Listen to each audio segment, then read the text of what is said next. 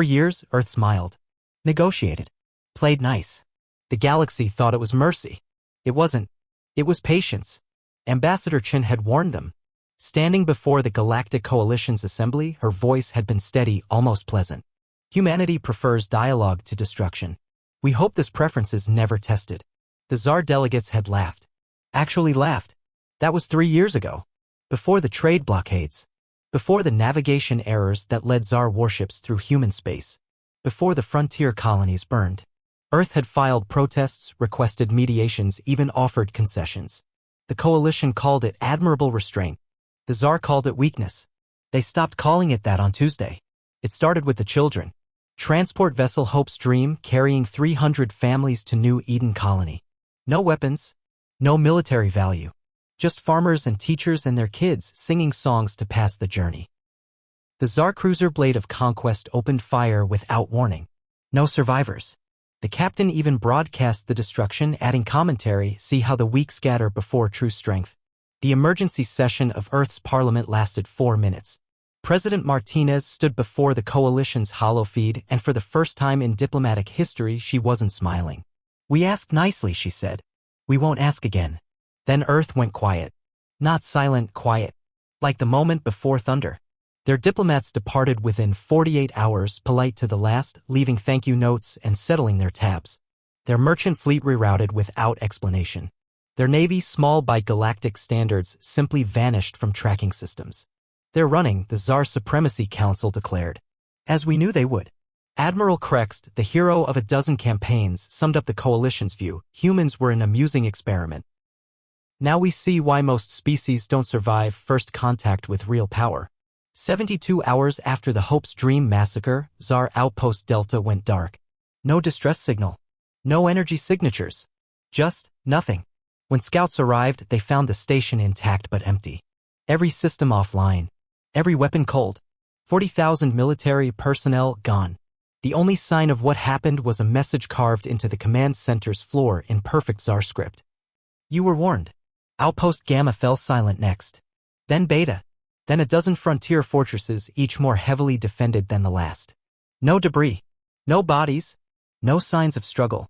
Just empty shells drifting in space, their populations vanished like morning mist. The Tsar fleet mobilized. 50 dreadnoughts, 500 cruisers, thousands of fighters. The largest military response in their history. They found nothing to fight. Shadow contacts on sensors that dissolved when approached. Ghost signals from empty space. And always that growing silence eating away at their empire's edge. Then the survivors started appearing. A patrol ship, its crew of 200 reduced to one traumatized pilot. "They didn't attack," he whispered to interrogators. "They just turned off the stars. Everything went dark. When the lights came back, I was alone. A frontier governor, found wandering his empty capital. I saw them, just for a moment. They moved through walls like they weren't there, took everyone but me, left me to tell you." A warship commander, his vessel's AI corrupted with a single repeating message. "We are being polite. Please don't make us stop." Fear spread through Tsar space like a virus. Crews abandoned posts. Colonies begged for evacuation. The mighty Tsar war machine, built on strength and intimidation, began to shake. That's when Earth broadcast to every receiver in the galaxy. A human voice, calm as a counselor, terrifying in its restraint. "This is not vengeance. This is a reminder. We spent our entire history learning to destroy ourselves, then chose not to. We've had nuclear fire for centuries and kept it leashed. We've had biological nightmares and locked them away. We've mapped the human genome and resisted the urge to weaponize evolution itself. We learned every way to end our world, then decided to reach for the stars instead. We were just being polite. Professional courtesy between civilizations. You mistake our choice for inability. Let us clarify." The coalition erupted in panic. What were the humans doing? How were entire populations vanishing? Where was Earth's fleet? They got their answer at Tsar Prime. The homeworld's sensors detected the incoming ships at the edge of the system. 5 contacts. Then 50. Then 500. Then... "Blessed ancestors," the sensor operator whispered. "They're still arriving. Not just warships. Vessels of impossible design. Carriers the size of moons. Things that bent space around them. ships that seemed to exist in multiple places at once. And between them, swarms of something too small for sensors to identify clearly. The Tsar fleet, the terror of the galaxy, looked like toys in comparison.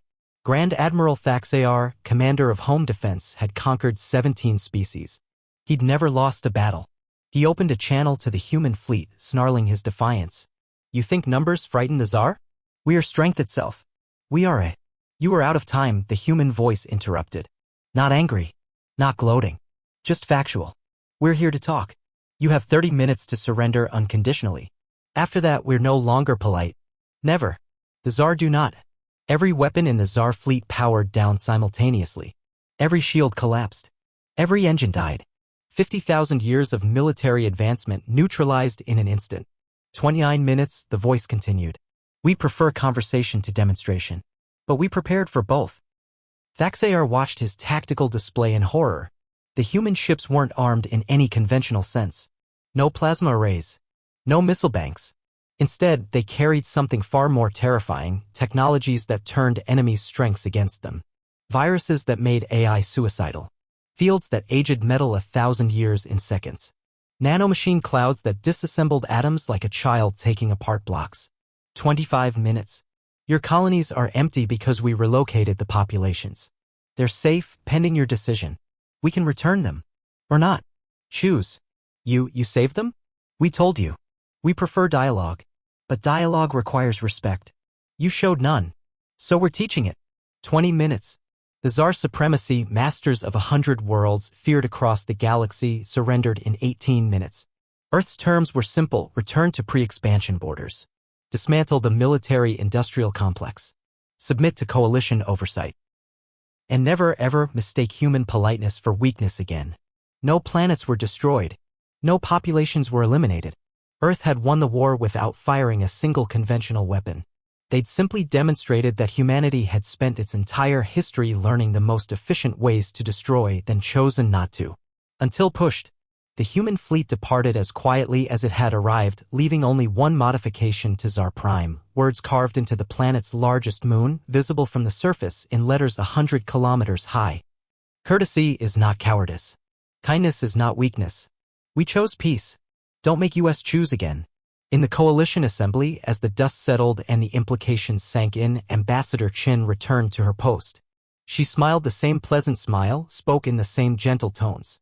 But now every delegate heard the steel beneath the silk. Humanity remains committed to peaceful coexistence, she said. We hope our position is now clear. It was. And across the galaxy, in military academies and diplomatic schools, they would teach the lesson of the Tsar War. Not as a study in tactics or technology, but as a warning. The most dangerous species isn't the one that roars the loudest or strikes the fastest. It's the one that chooses not to fight, because when that choice changes, when patience ends and politeness dies, you discover why they worked so hard to avoid it. Earth's final message to the galaxy was inscribed in the Coalition Charter, a reminder to all future generations. We came in peace. We remain in peace. But peace is not helplessness. We mastered war so completely that we chose to transcend it.